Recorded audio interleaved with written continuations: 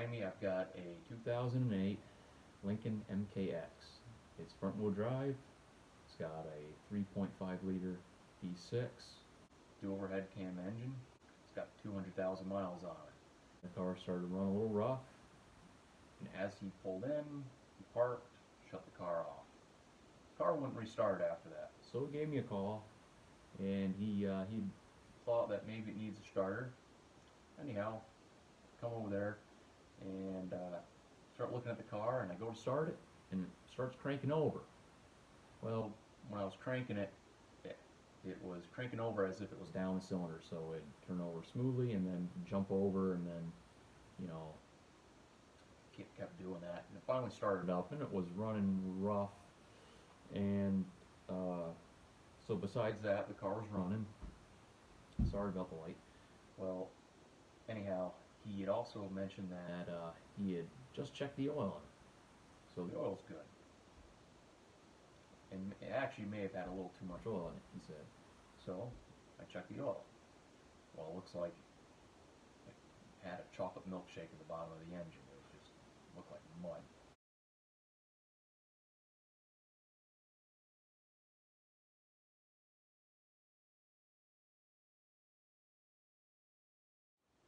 So it's got antifreeze in the oil.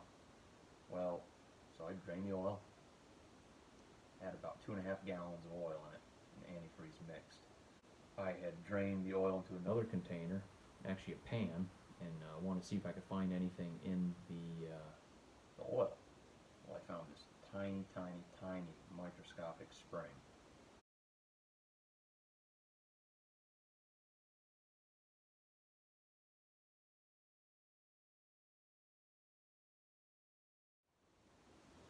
Now you'd think, right off the bat, down compression, antifreeze in the oil, head gasket.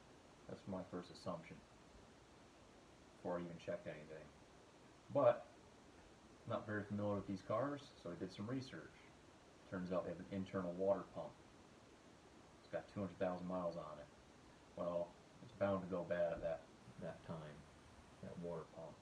It's also driven by the timing chain. At that point, I could think of where that little tiny spring came from. Would be a seal, probably for the water pump. So everything kind of adds up and is pointing towards that water pump. So I was thinking about replacing the water pump. Well, I'm down with compression. What's really causing that? I don't know. So I did a compression check. I've got a cylinder with 160 psi, and from there, there's no correlating like two cylinders where the head gasket could be bad. It goes from a really good cylinder down a little bit, down a little bit. Go to the other bank, it's down even farther, and the worst cylinder had about 50 psi in it. So the engine that's got dual overhead cams in it, it's just not worth having to worry about valves or anything like that. I pretty much eliminate that the head gaskets would be bad at that point. You never really know, because I'm just going off kind of just common sense, and that's really all I've got right now. But didn't even have to look up any engine codes or any of that. Did a little more research and actually just talked to a guy this morning, and when you have antifreeze mixing in these new engines in the engine oil, the bearing material breaks down, and the tolerances are so tight that it just destroys the engine. There's really no point. It needs a rebuild at that point. Also, doing the water pumps in these, to just change that, it's really hard to do in the car, and there's an extremely good chance, or bad chance, that you're going to break the timing cover, because it's glued around all the way, and or siliconed on. Got to pull the damper off. That's a little difficult. You got to drop the engine. So, talking to the owner, we decided to get a used motor, and I'm going to go ahead and change it. I'm going to go over some of the highlights and maybe some of the more difficult things I'm going to run into changing the engine. I don't have a lift. I've just got an engine hoist, chain hoist here on an I-beam. Pretty light motor, about 400 pounds. So I'm going to pull the whole grill off. I'm going to have to pull the tires off, pull the axles, take the hood and just things around that, and we'll see how it goes. The new motor we got here came out of Canada. Forgot what the company's name was, but it's in pretty good shape. This is broke, unfortunately. It doesn't come with exhaust manifolds, so I'm gonna have to try to straighten up the gaskets. And this one has an oil cooler. I really don't know if this car has an oil cooler. I kind of don't think it does, but we'll find out shortly. Oh, I've got the grill off. It's actually quite simple. Looking from the outside here, there was just a couple hold downs here, little plastic clips. They pop up with screws. Little plastic screw comes out and you pop the plastic on top. There's a bunch of them. And these, it snaps in the side.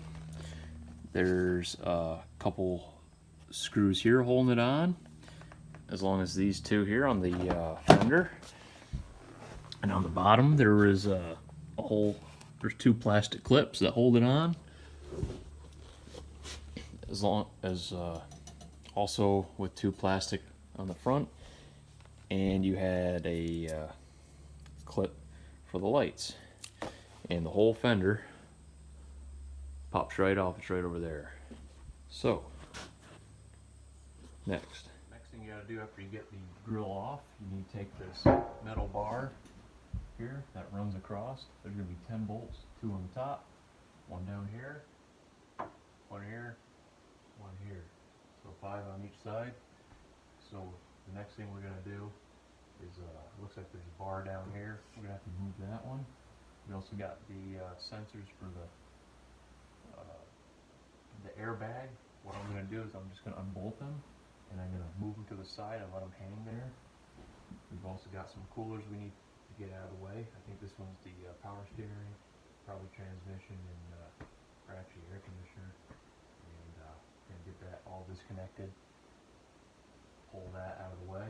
Metal bar down here, I'm actually going to leave that for now. And it seems as though I've got the power steering line cooler here. I'm just going to let that dangle before I disconnect it, get fluid all over the place. This whole grill, at this point, it's pretty loose, and I think there's just a couple bolts at the top. Take them out, pull the grill, disconnect some lights and sensors. Alright, so I'm getting ready here to remove this piece. Last thing I have holding me up is these 2 transmission cooling lines down here. I'm going to disconnect them down by the transmission. I've got how to disconnect this air conditioning. 13 millimeter goes into here. Then also down in here, there's a bolt right there. Take that off, and that holds the line on the condenser there, and that you have to disconnect that line right there, that guy. You're just gonna need these tools here. That's all you need. I've got one up here I gotta disconnect. Disconnected my pipes at the reservoir and at the engine, because I'm working above it and it's just easier to do that. I've got my wire harness out of the way, and it was only held on by 2 bolts on this side, 2 bolts on that side. And I've got my headlights disconnected as well. So once I get those transmission lines disconnected, we'll remove the this radiator support. So I've got the radiator support out of here. I had to get the a 1/2 inch Ford transmission line disconnect tool to disconnect the lines over here, and the whole assembly pulled right out. Also got a lot of the wiring harnesses out of the way, got it disconnected, tucked in over here. Some of it's over here. I disconnected that off the starter. And there's also the engine harness, but I think I can actually leave that on the engine. I started taking the lines off this compressor so they're not dangling around.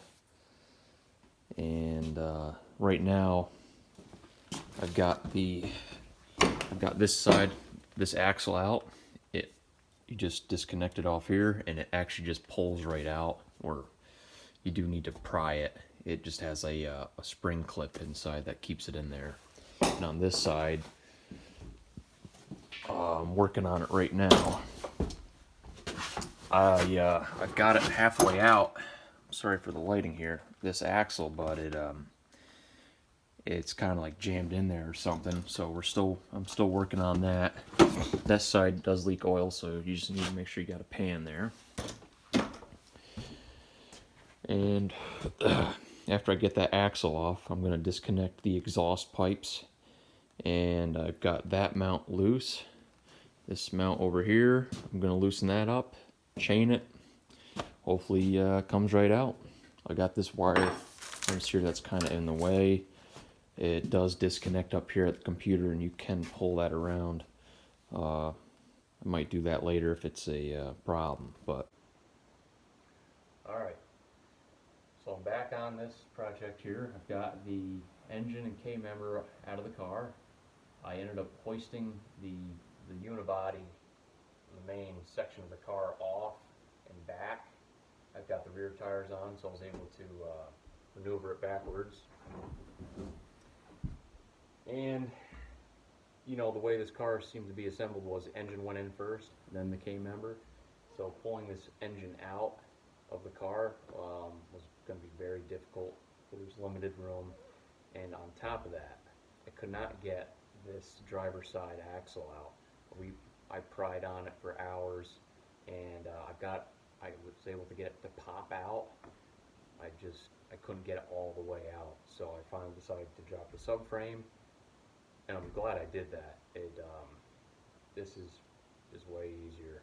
A couple things that'll hold you up that I ran into.